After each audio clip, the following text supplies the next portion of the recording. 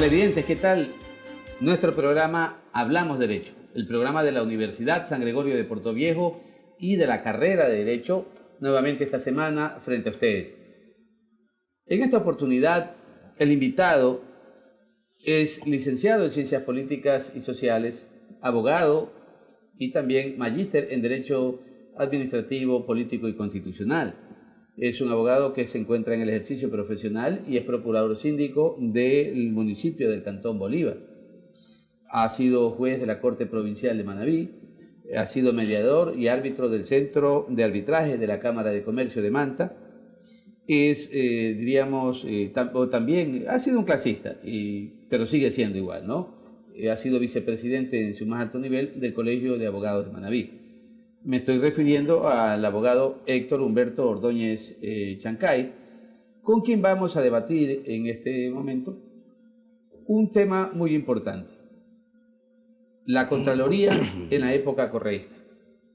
Por ello, pues quiero darle la bienvenida precisamente a nuestro compañero de siempre, Alberto Vélez, y luego a nuestro invitado. Qué gusto, estimados amigos de Hablamos Derecho, siempre desde esta plataforma académica, desde la Universidad con Corazón, nuestra Universidad del Alma, San Gregorio de Portoviejo, llegando a ustedes. La olla de grillos hierve y la academia no se puede quedar apática frente a esta situación, así que ahí estamos con nuestro programa. Muy bien, abogado Héctor Humberto, bienvenido a este programa y gracias también por su tiempo, brindárnoslo aquí a la academia. Muchas gracias, Marcelo, Alberto. Buenas noches. Y este es un tema que, para las cosas que están ocurriendo en el Ecuador, es necesario opiniones profesionales para mantener al tanto al ecuatoriano que requiere orientaciones de esta naturaleza. Gracias por la invitación. Muy bien, gracias a ti. Bueno, comenzamos de lleno entonces, primero haciendo un paralelismo entre lo que fue la Constitución del año 2018, la actual vigente, y la de 1998.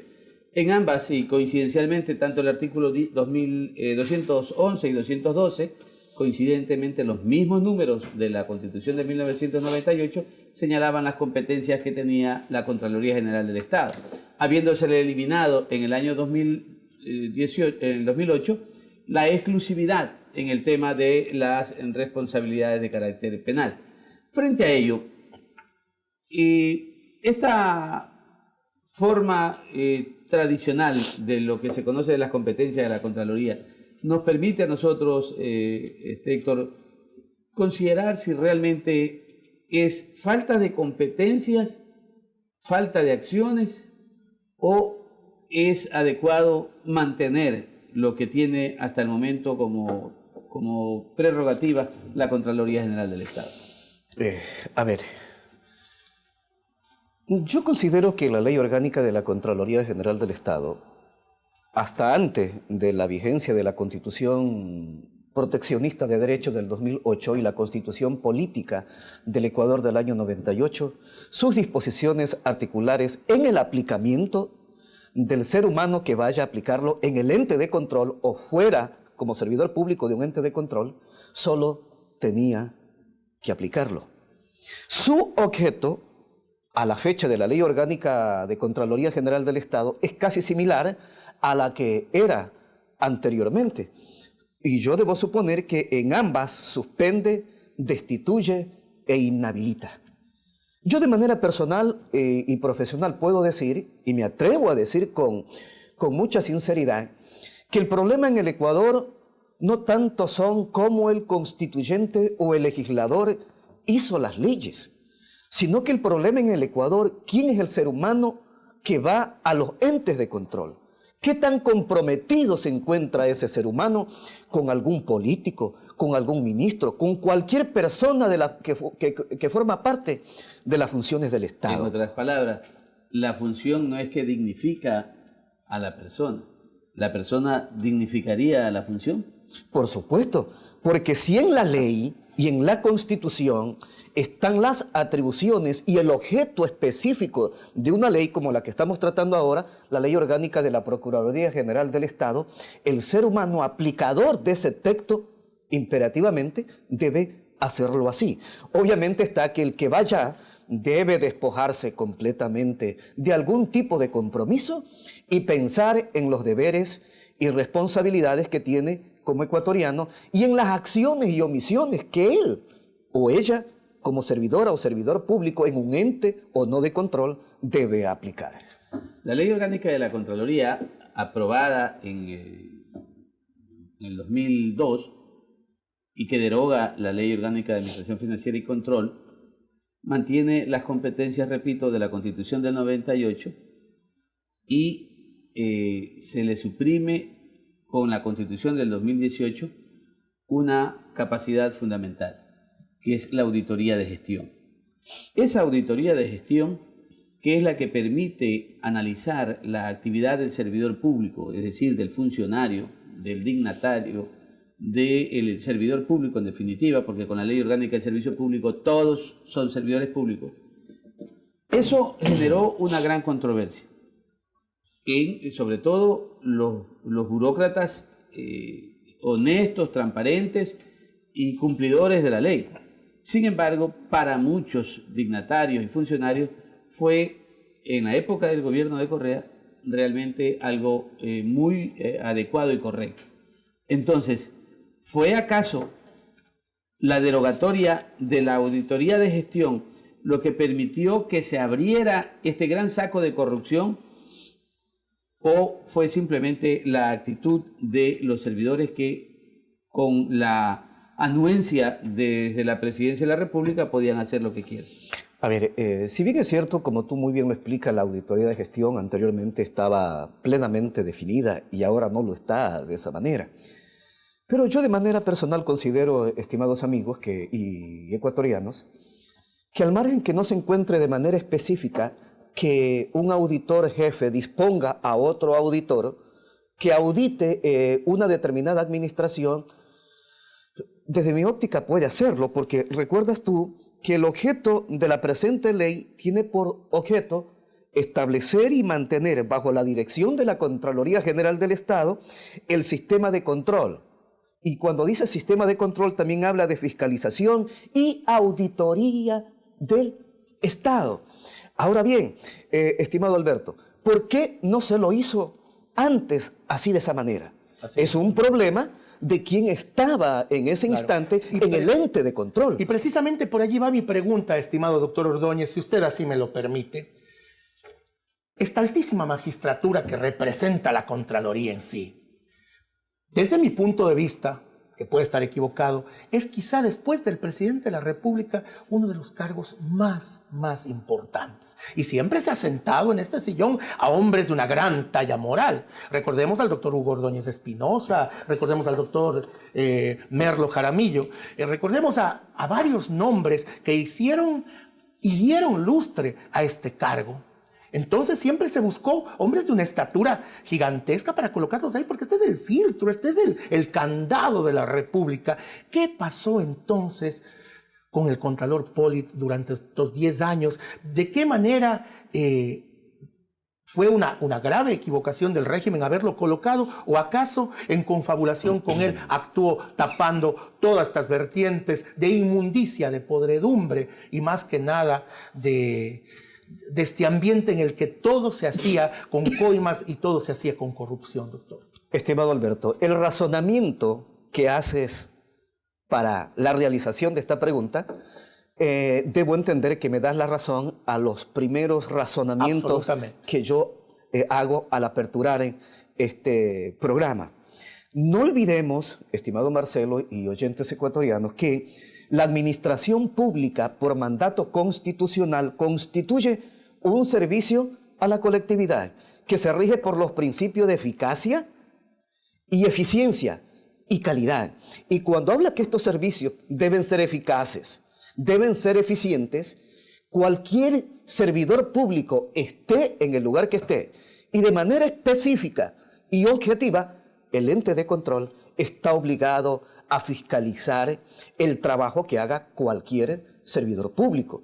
Si antes, en una administración anterior, no lo hizo, ese funcionario tiene que responder. Pero recordemos entonces que el Consejo de Participación Ciudadana y Control Social hizo un concurso que a nivel de la faz del país nos determinó que alguien ganó, que de allí esa función que conservó y que ganó el funcionario que ahora está fuera del país, no lo hizo. Esa es una responsabilidad que la autoridad penal tiene que determinarlo, porque esas son omisiones que se realizan en el ejercicio de sus funciones y atribuciones y facultades.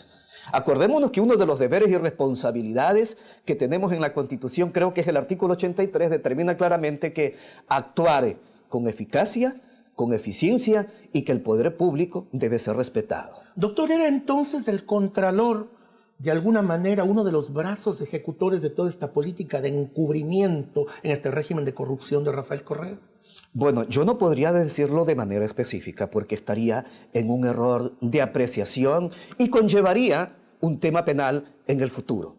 Pero si usted, Alberto, Marcelo o cualquiera de los televidentes que nos está observando en este programa, tiene como atribución ejercer la suspensión, destitución e inhabilitación y hacer cualquier informe o auditar a cualquiera de las funciones del Estado y no lo hace, ¿qué se llama eso? ¿Por qué no lo hizo? ¿Cuándo debió hacerlo? ¿Qué pasó en ese lapso de tiempo? ¿Por qué ahora aparece?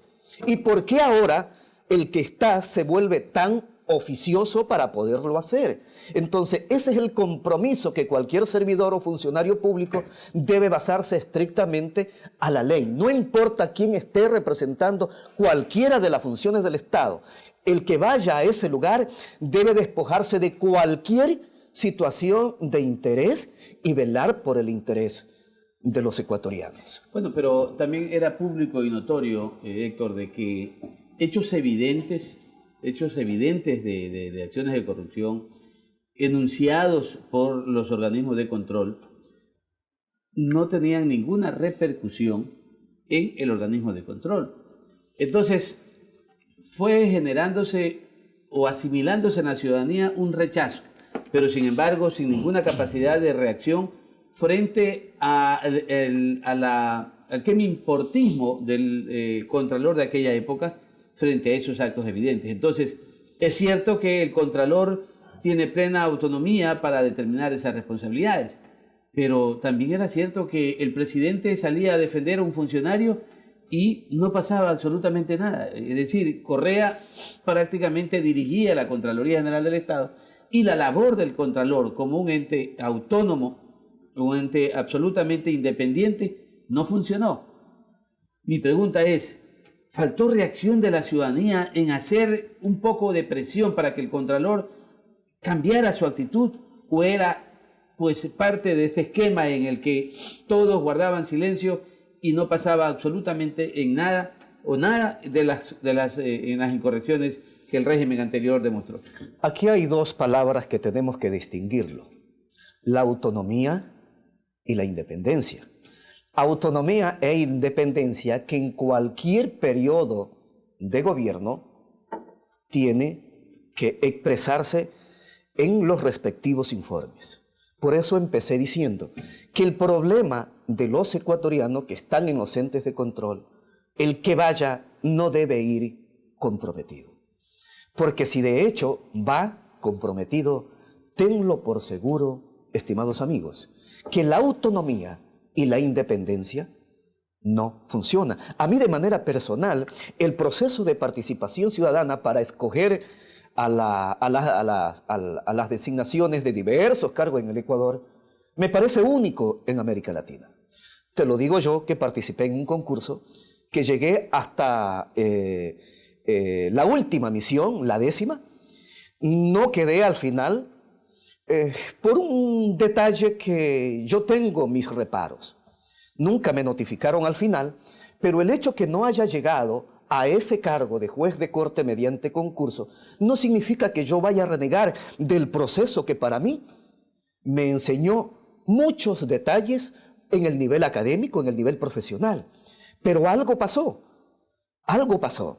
Por ejemplo, y me estoy acordando de algo interesante, que cuando tuvo problema el ex Contralor General del Estado, que está fuera del Ecuador, le decían políticamente que el cargo que él había ganado lo ganó porque alguien le ayudó. Bueno, es muy posible, puede ser, pero hasta aquí no se ha descubierto lo contrario. Es difícil escuchar y tal vez o saberlo si las preguntas realmente fueron, como se dijo dentro de todos los participantes, habían sido elaboradas en la propia Contraloría, de manera que el Contralor conocía la respuesta. Y era el computador que decía esta respuesta sí y esta respuesta no. Claro. Pero el computador es hecho por el ser humano.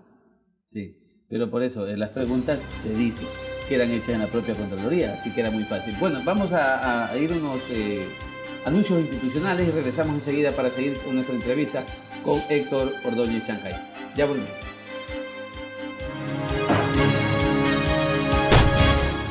El Departamento de Bienestar Universitario de la Universidad San Gregorio de Puerto Viejo te ofrece los servicios de orientación y acompañamiento, trabajo social, secretaría, servicio médico, odontológico, psicológico y de enfermería. Departamento de Bienestar Universitario, Universidad San Gregorio de Puerto Viejo. La Universidad por Dentro, el programa de la Universidad San Gregorio de Puerto Viejo, donde se te informará los acontecimientos de la semana del campus universitario. La Universidad por Dentro.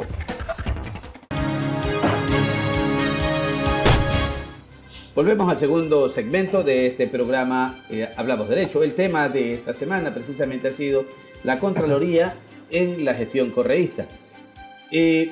Nuestro invitado, Héctor Ordóñez, comentó en el primer segmento respecto de un poco de la incertidumbre de ver cómo ahora el Contralor subrogante, que está en funciones, ha hecho una serie de anuncios públicos respecto de los exámenes que han generado resultados penales en muchísimos casos y otras civiles y también de responsabilidades administrativas, incluyendo varias instituciones en aquel caso.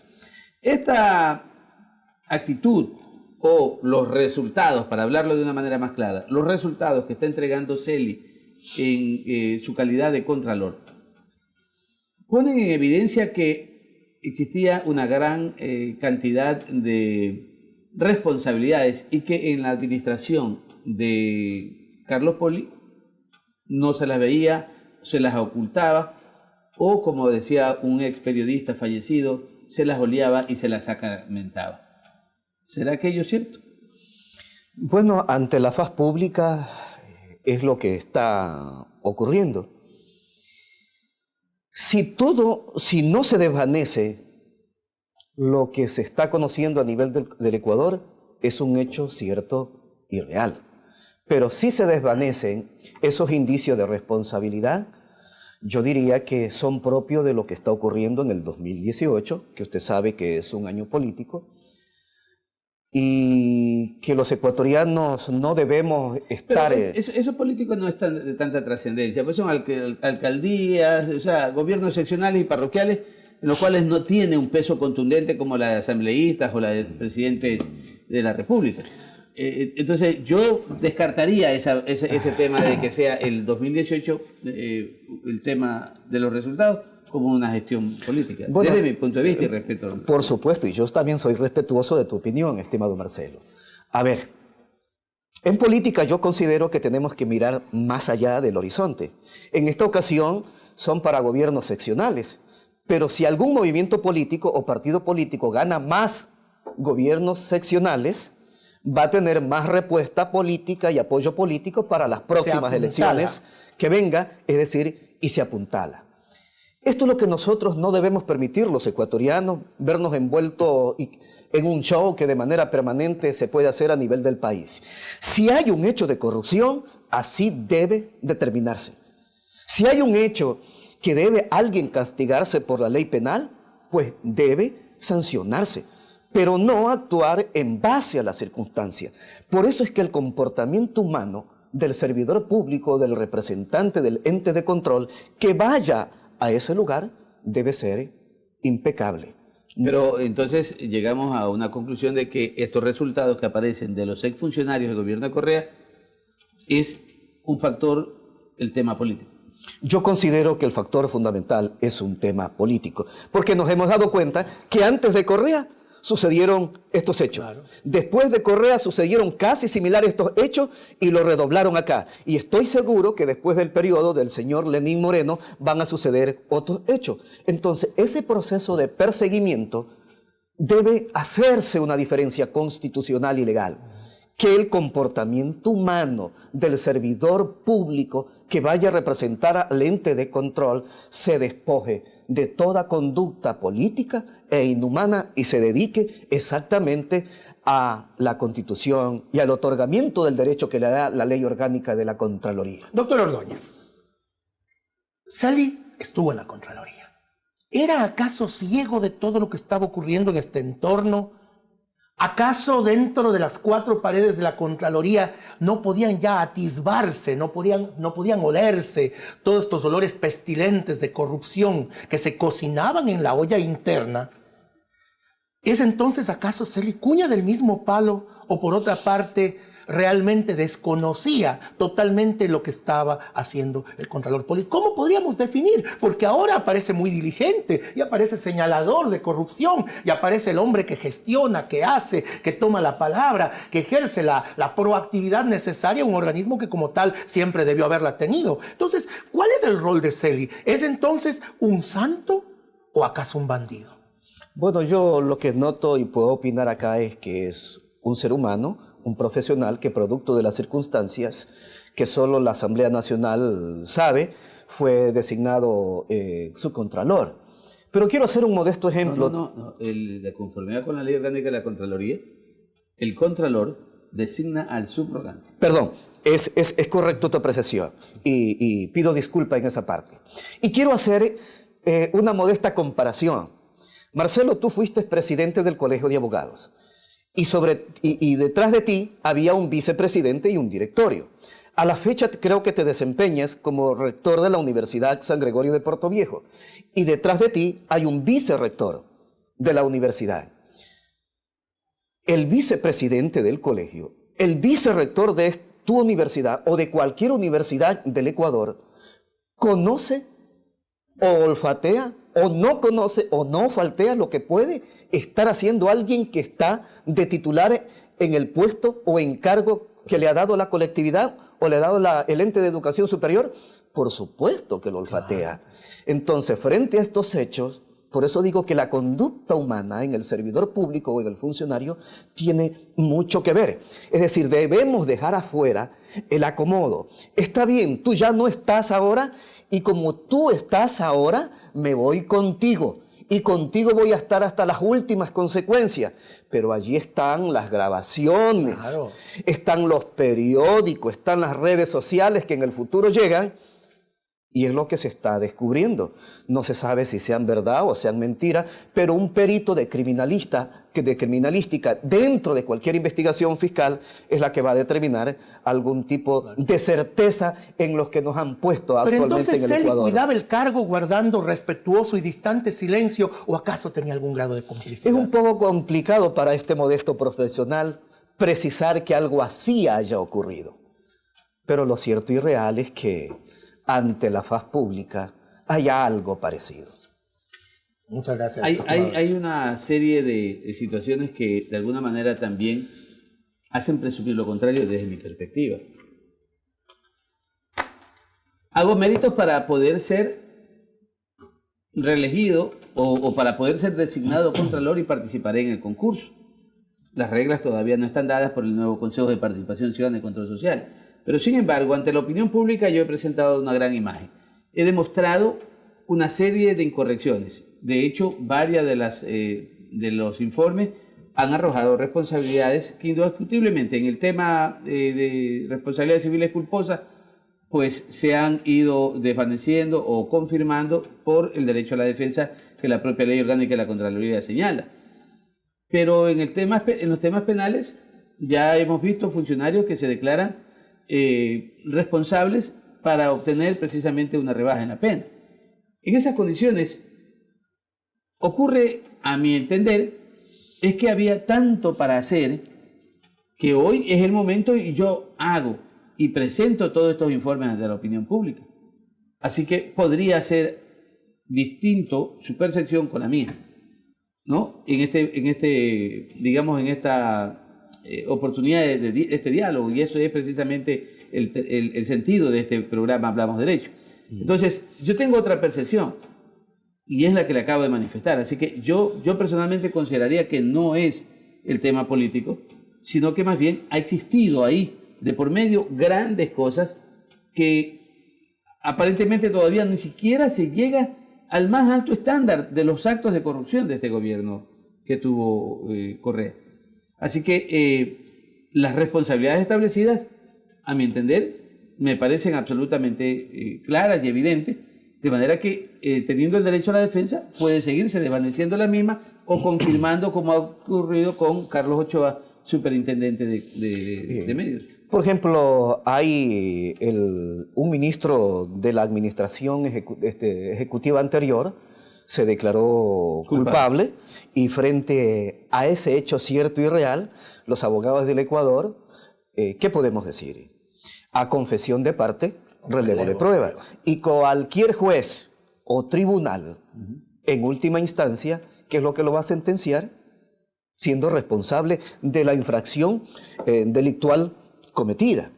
Ahora bien, no olvidemos que ya se ha requerido, por ejemplo, una auditoría de gestión a la deuda externa al expresidente de la República, Rafael Correa, y los resultados están por esperarse. Si encuentran acciones delictuosas que deben sancionarse, yo estoy seguro que el juez correspondiente, llegado el momento, tendrá que hacer lo que a él le atribuye el Código Orgánico Integral Penal y la misma Constitución. ¿Qué le pareció a usted esta novedad, esta actuación peculiar del Contralor, que escoge a un grupo de economistas para que estudien la deuda? Y de hecho, le aclarar también, no fue señalada como auditoría de gestión, porque como no existe esa figura por mandato constitucional, se le llamó simple y llanamente diríamos, una revisión de las acciones, ¿no? Entonces, se presentará un informe por parte de esta comisión que escogió el Contralor y habrá un resultado. Entonces, en esas condiciones, si fuera como hasta ahora nosotros presumimos, que se maquilló toda la deuda externa, se cambiaron los términos jurídicos de lo que significa el endeudamiento y sobrepasó el 40% que señala la Constitución para que un presidente pueda endeudar. Si para llegar a ser responsable, ¿cuál sería su criterio de la acción de la Contraloría General del Estado? A ver,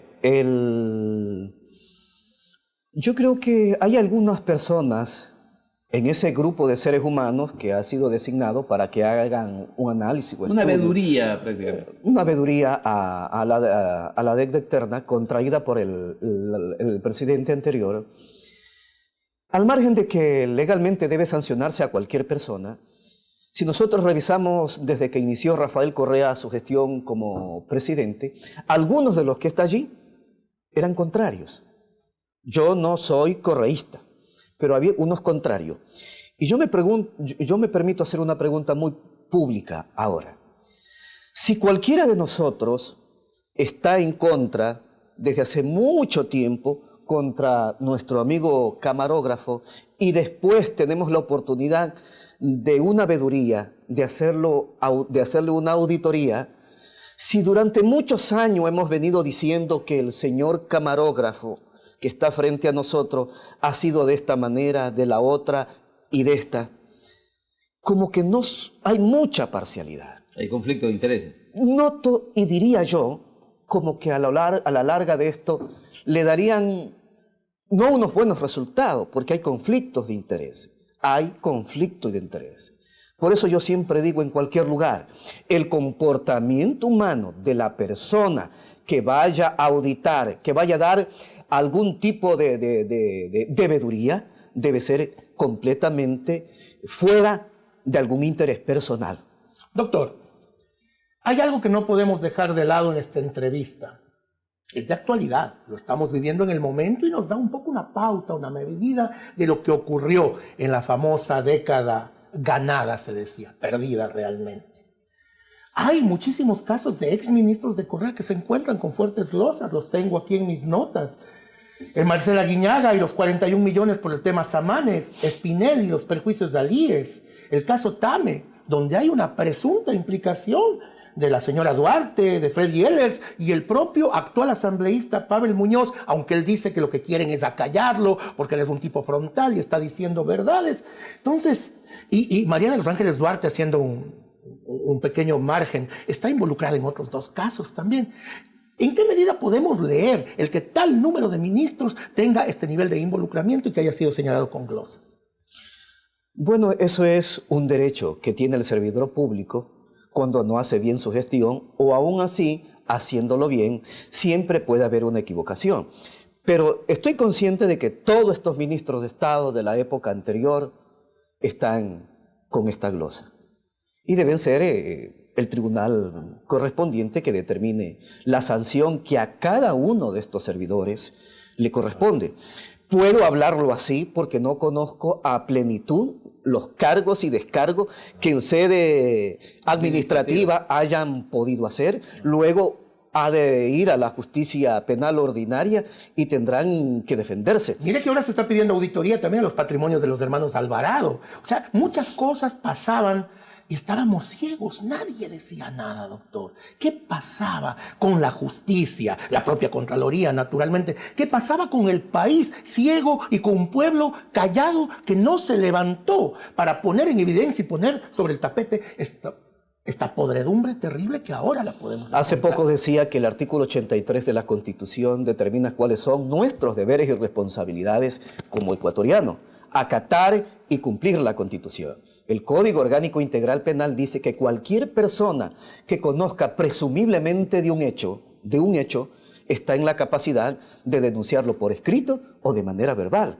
Significaría entonces, no creo yo tanto así, que todos los ecuatorianos no nos encontrábamos mudos, sino que nadie conocía lo que estaba pasando en cada una de estas esferas del Estado, y que ahora se está conociendo, y un juez en última instancia tiene que determinar si se mantiene intacta la presunción de inocencia de estos ecuatorianos o la Fiscalía General del Estado termina y destruye esa presunción de inocencia. Perfecto, muy bien. Muchísimas gracias, Héctor. Nos vamos a otros anuncios institucionales.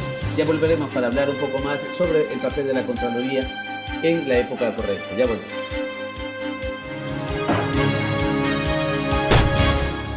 El Departamento de Bienestar Universitario de la Universidad San Gregorio de Puerto Viejo te ofrece los servicios de orientación y acompañamiento, trabajo social, secretaría, servicio médico, odontológico, psicológico y de enfermería. Departamento de Bienestar Universitario, Universidad San Gregorio de Puerto Viejo.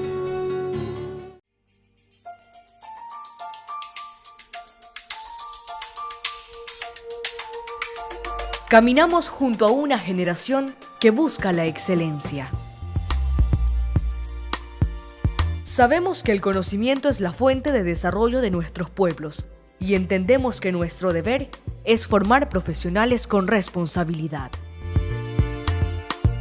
Nuestra oferta académica es variada y está a la par de las mejores universidades del país. Nuestro compromiso es formar a los nuevos líderes del futuro. Somos la Universidad San Gregorio de Puerto Viejo.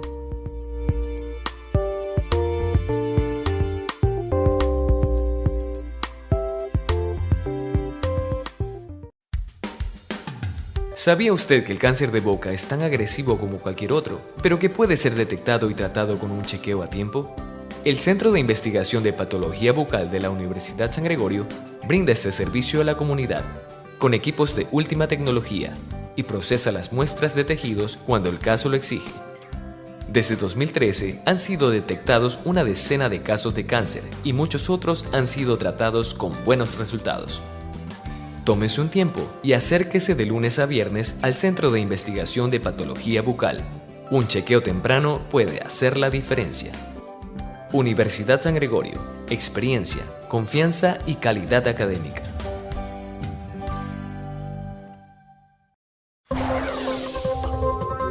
La Universidad por Dentro, el programa de la Universidad San Gregorio de Puerto Viejo, donde se te informará los acontecimientos de la semana del campus universitario. la universidad por dentro.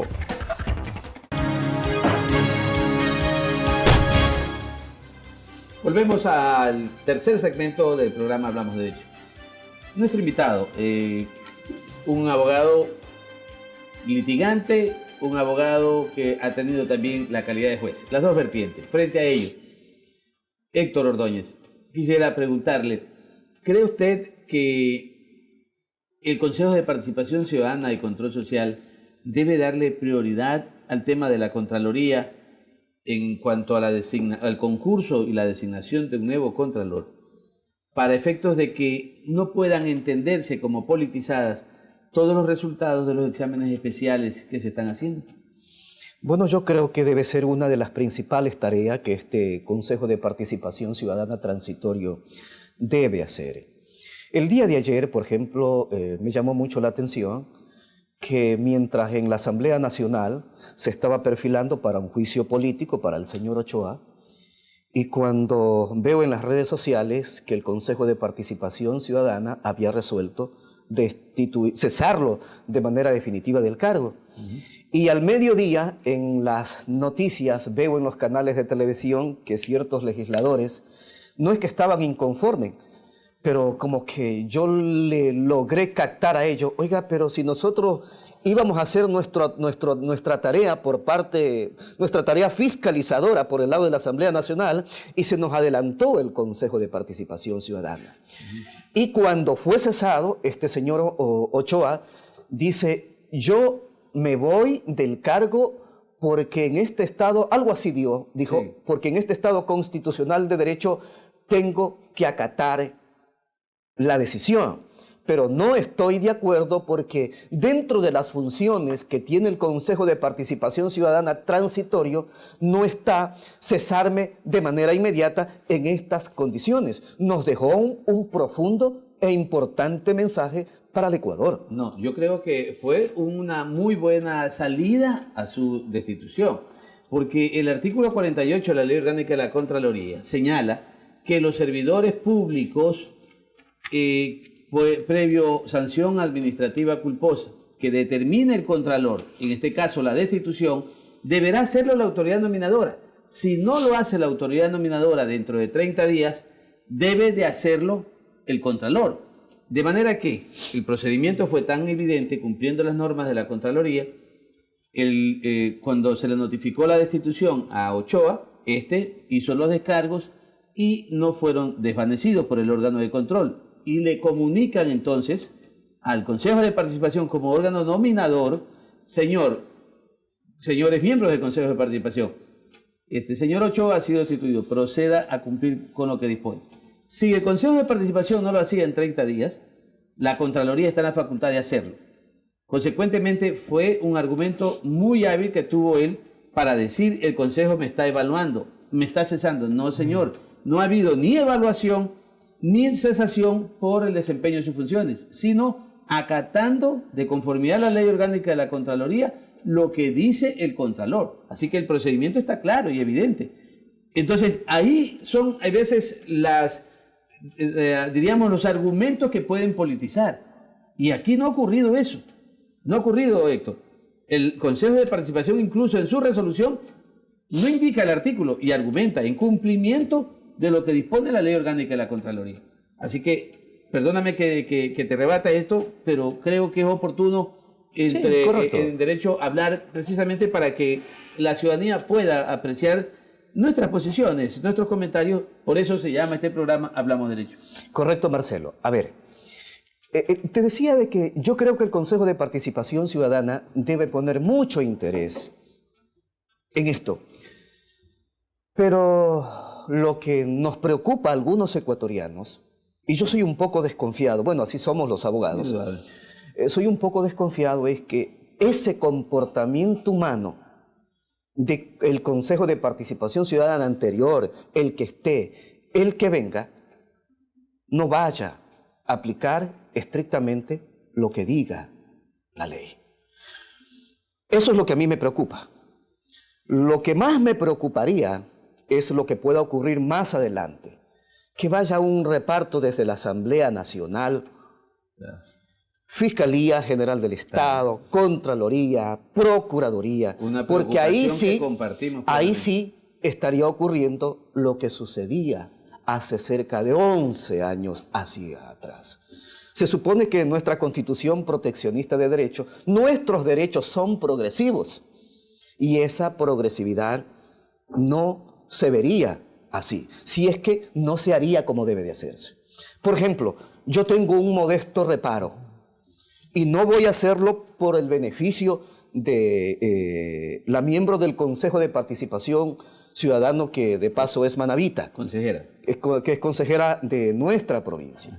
Por ejemplo, si el Consejo de Participación Ciudadana transitorio hubiese observado el derecho de igualdad que va en progresividad y la equidad de género que va en progresividad, hubiesen elegido por equidad de género y derecho de igualdad a nuestra coterránea manabita a la vicepresidencia. A la presidencia, porque de presidente y vicepresidente están dos varones. No soy feminista, pero veamos la Constitución proteccionista de derechos.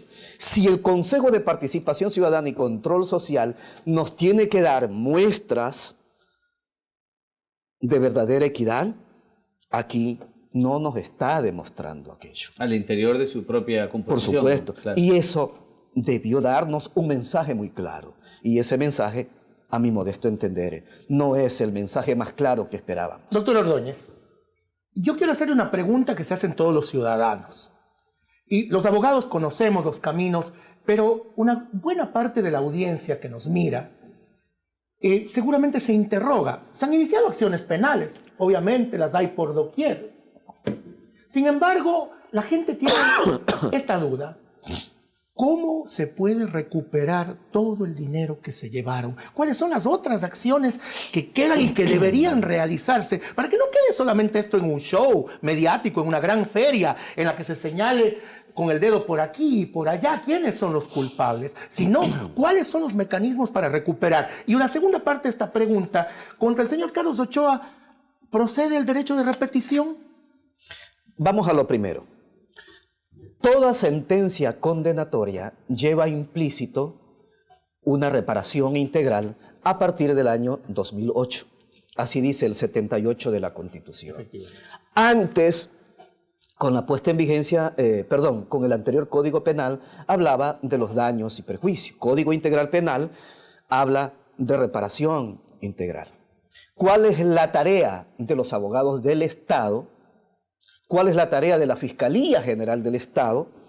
Es que tiene que demostrar no solamente que esa persona, hombre o mujer, servidor público o funcionario, es responsable de la infracción de peculado, cohecho, enriquecimiento ilícito y otros, sino que tiene que demostrar que el perjuicio que cometió es eso el que tiene que reparar.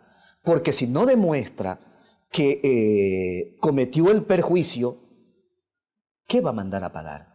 Tiene que demostrar. ¿Qué va a mandar a reparar?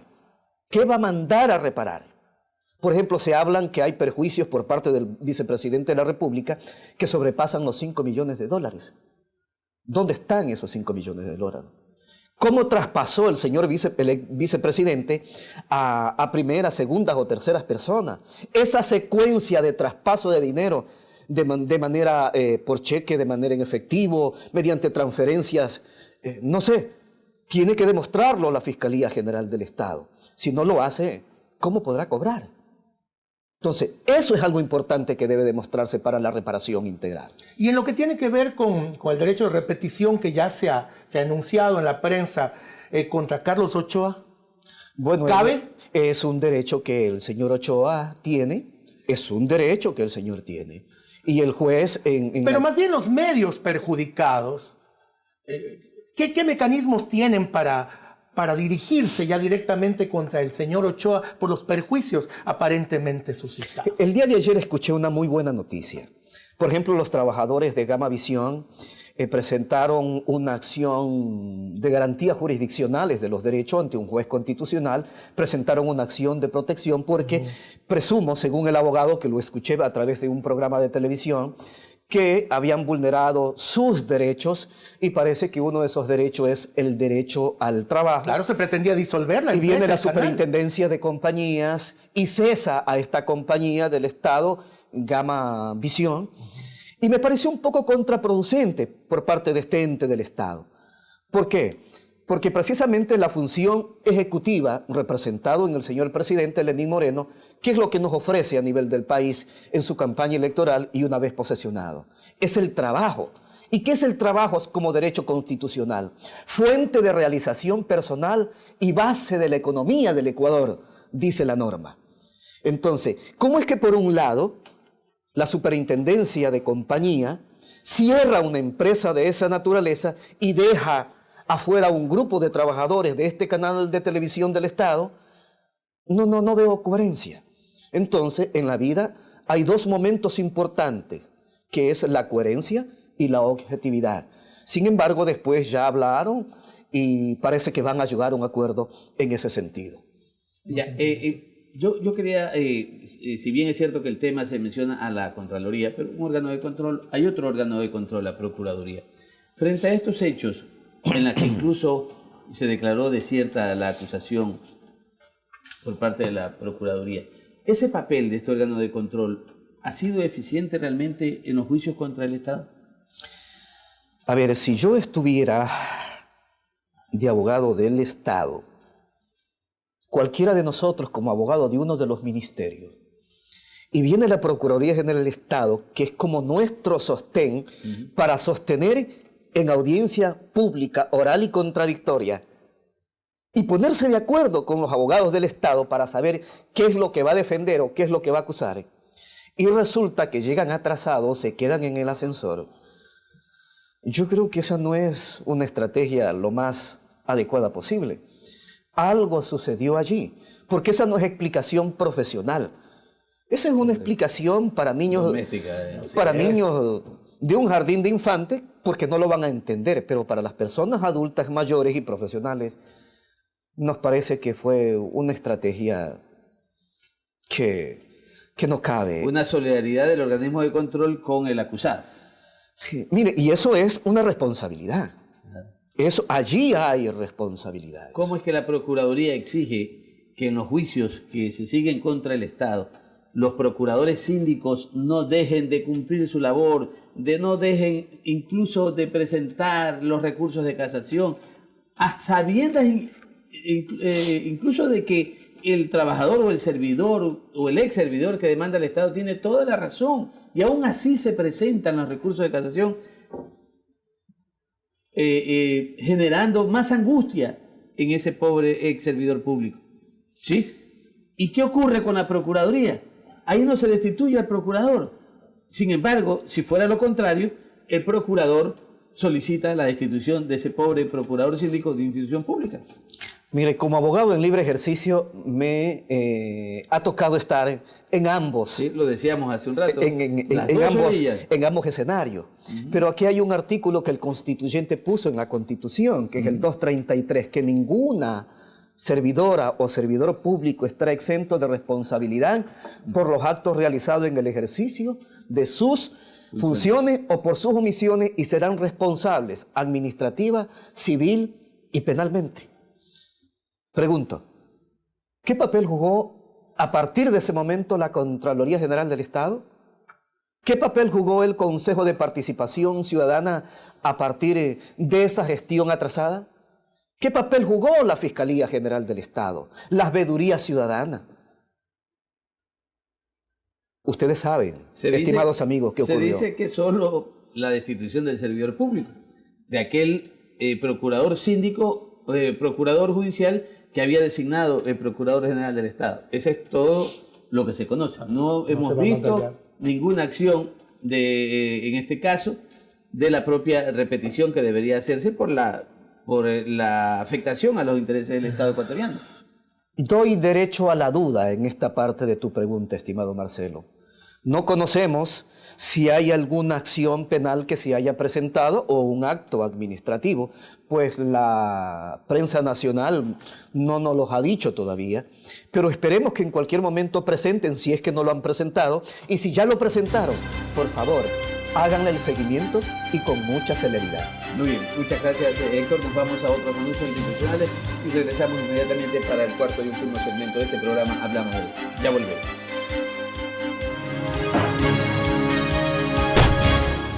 El Departamento de Bienestar Universitario de la Universidad San Gregorio de Puerto Viejo te ofrece los servicios de orientación y acompañamiento, trabajo social, secretaría, servicio médico, odontológico, psicológico y de enfermería. Departamento de Bienestar Universitario, Universidad San Gregorio de Puerto Viejo.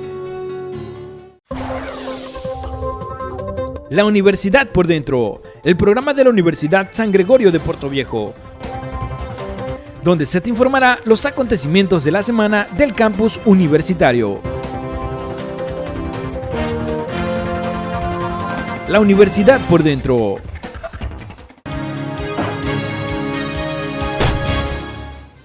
Estimados televidentes, ya estamos con ustedes para cerrar un capítulo más de Hablamos Derecho. Esta propuesta de la academia, esta propuesta, por supuesto, de la Universidad con Corazón, la Universidad San Gregorio de Puerto Viejo. Y queríamos hacerle una interrogante importantísima a nuestro invitado. ¿Qué debería hacer, doctor Ordóñez, la sociedad civil en este momento? Hemos visto que hubo un acallamiento, un amordazamiento durante 10 años en que las instituciones, en que los grupos humanos, partes del entramado social importantes, no se podían manifestar. ¿Es acaso este el momento? Hemos visto ya algunas marchas que han comenzado a desarrollarse, que van dando ya como el tinte. ¿Cuál debe ser la participación de la sociedad civil en este momento haciendo escuchar su voz?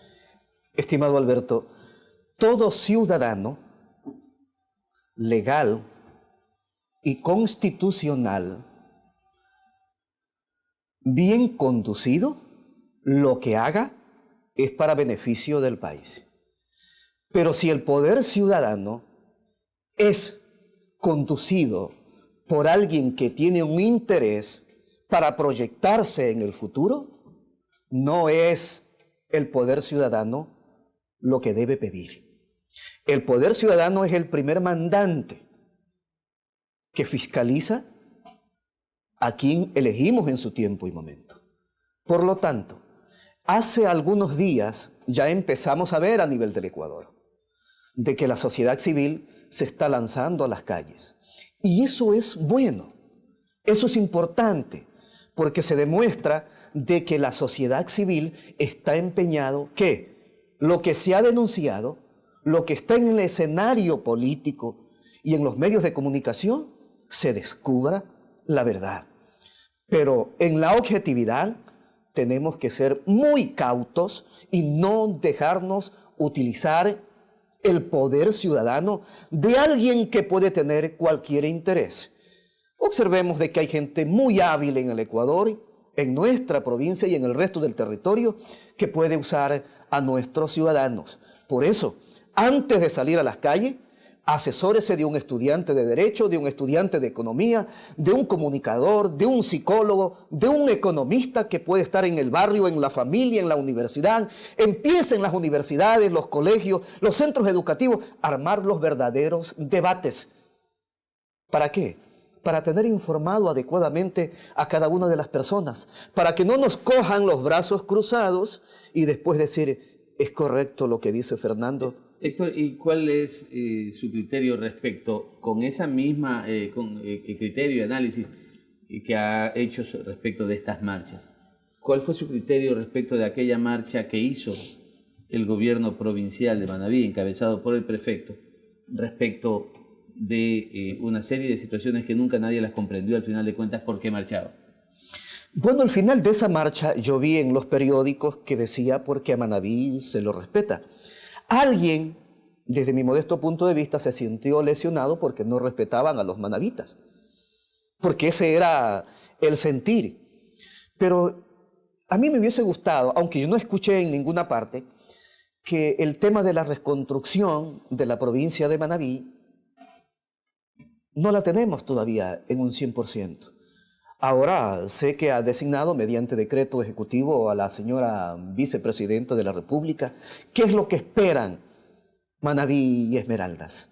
Que los recursos se utilicen en cada una de las obras que ya se tiene planificada y las que no se tienen planificadas se las haga de manera inmediata. ¿Por qué? Porque hay poblaciones que requieren urgente la atención del Estado ecuatoriano. Perfecto, qué bueno que los integrantes de ese comité de reconstrucción, en el caso incluso del prefecto y los alcaldes de Portoviejo y de Pedernales, pudieran informarnos qué hicieron con los recursos, por qué no han criticado y cuestionado ese comité de reconstrucción durante casi año y medio en el que han sido parte del mismo. Bien, te agradecemos, Héctor Ordóñez, por tu presencia. Realmente muy agradable este programa, con tu presencia, con tu capacidad, con tus conocimientos y sobre todo con esa experiencia de haber estado en las dos orillas, como juez y como abogado.